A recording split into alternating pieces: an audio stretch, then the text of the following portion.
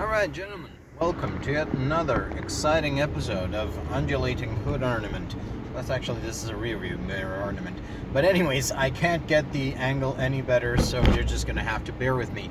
And today we're going to have to talk about the frozen Russian funds in European countries. So, as for those of you that don't know, when the war between Russia and Ukraine started, so actually when the full-scale invasion started, because the war started in 2014, what happened to the Russian state is they had a sovereign wealth fund of roughly $600 billion, of which $300 billion were frozen overseas. This happened because Vladimir Putin and his military and security council, the staff, they did not really tell the civilian part of the Russian government what they were doing. So the Minister of Finance and the governor of the National Bank of Russia, they found out about the war from the TV.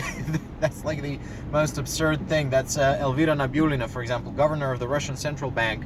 She said that, I didn't really know about this until the morning of February 23rd.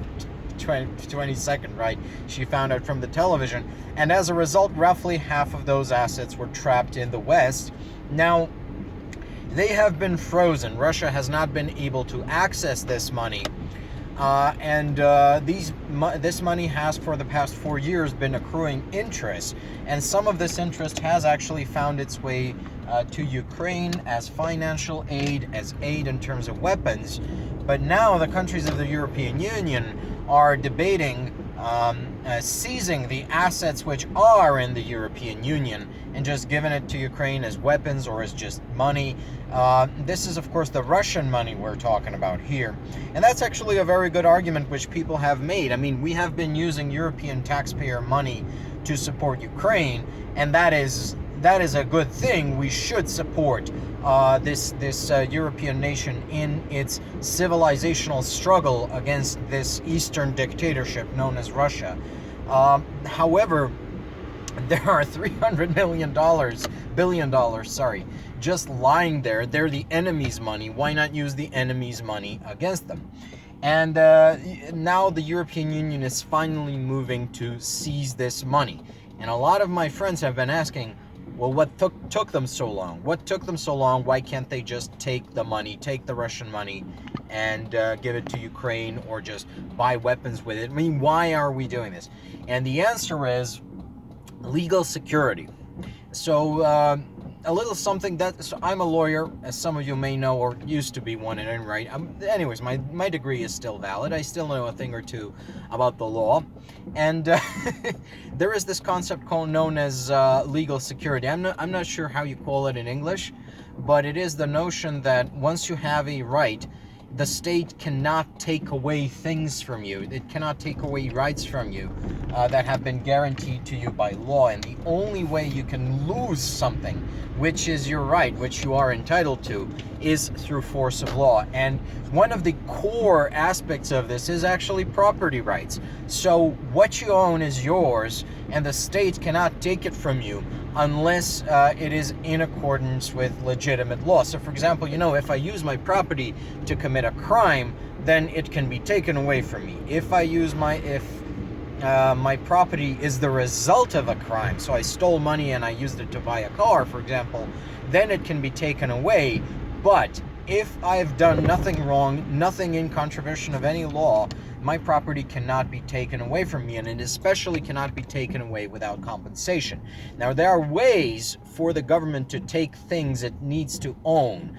So, for example, there's expropriation, or I think in the Anglo-Saxon countries you call it eminent domain, where the government can seize your property, but then they are obligated to pay you back the exact value of that property. Now, I'm not 100% supportive of this doctrine. I think that the value of a house is not the same as the price of a house, and I feel the same way about vehicles as well. But I mean property in general, owning the thing and its value, that's a more of an abstract feature which no government can really recompensate to you.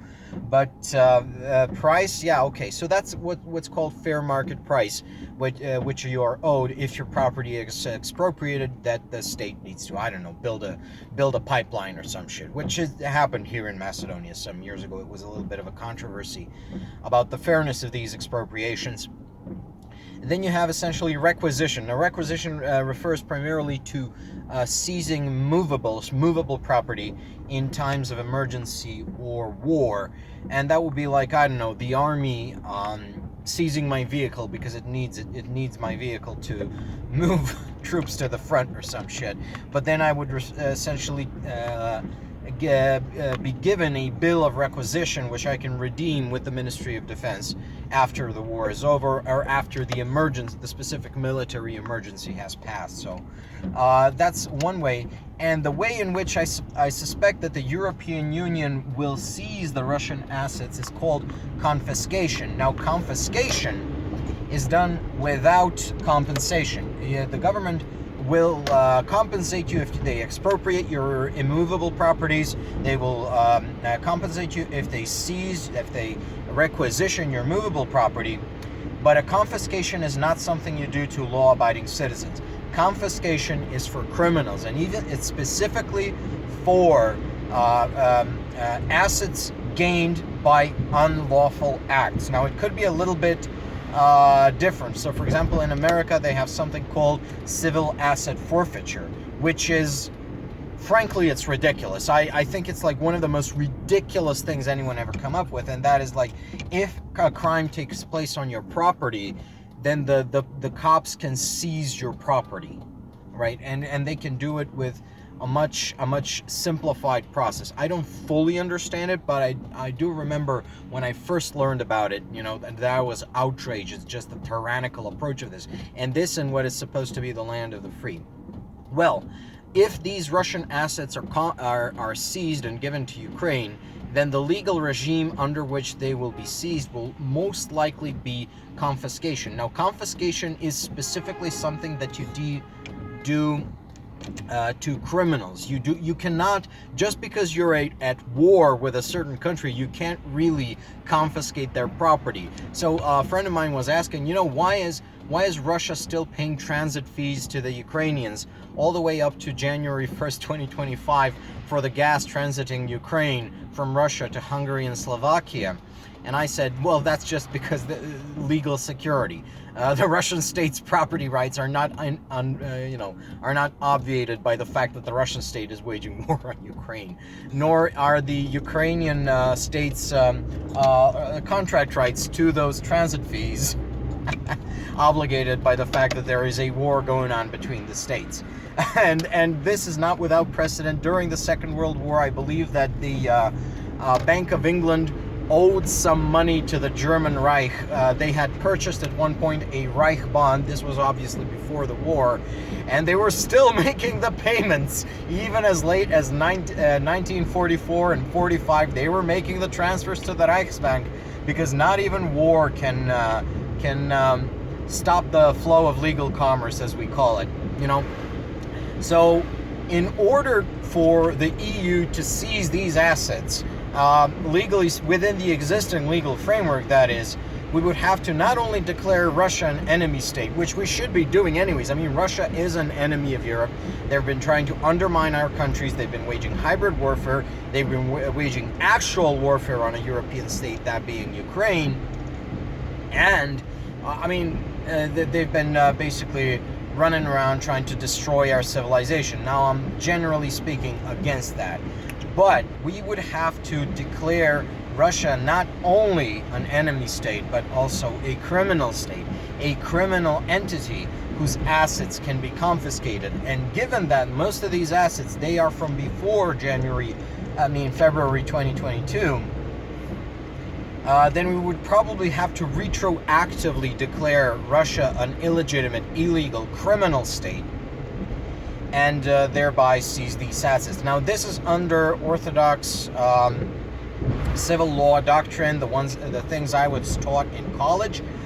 So, and I don't think that the European Union states will actually take this route. If they indeed confiscate these Russian assets, then they will probably draft new legislation to do so. Now, that could introduce no end of trouble in terms of legal insecurity, of just the people having doubts about property rights within the European Union states which choose to do this. This is why I propose, now, Madam von der Leyen, if you're really listening to this channel, and that's not just a joke that people in my chat likes to make, the best way to do this would be to declare the Russian Federation a criminal entity. This would allow us to seize their assets under existing criminal law doctrine. This would allow us to confiscate their assets without introducing too much uncertainty into the legal framework. Now, there's going to be uncertainty introduced no matter what happens, because this just every foreign nation on the planet will just think, well, they can retroactively declare me a criminal entity and just seize my things, so I'll just not put them in Europe. And we're going to have to live with the consequences of that decision. But then again, we should not have been laundering money for petro dictatorships anyways. We should, I mean, I know we love, processing other people's money and extracting fat fees from it, but at the end of the day, when you're handling money for the Qataris and the Saudis and the Chinese and the Russians and the fucking Israelis, you have to understand that at some level you have become complicit in their evil. And that's why I think maybe it's time to shake up the legal framework of Europe a little bit. Now, the least revolutionary way would be to go under this confiscation doctrine. But then again, yeah, I know what the people in Brussels will decide. So, thank you for your attention, gentlemen, and I guess I'll see you in the next one.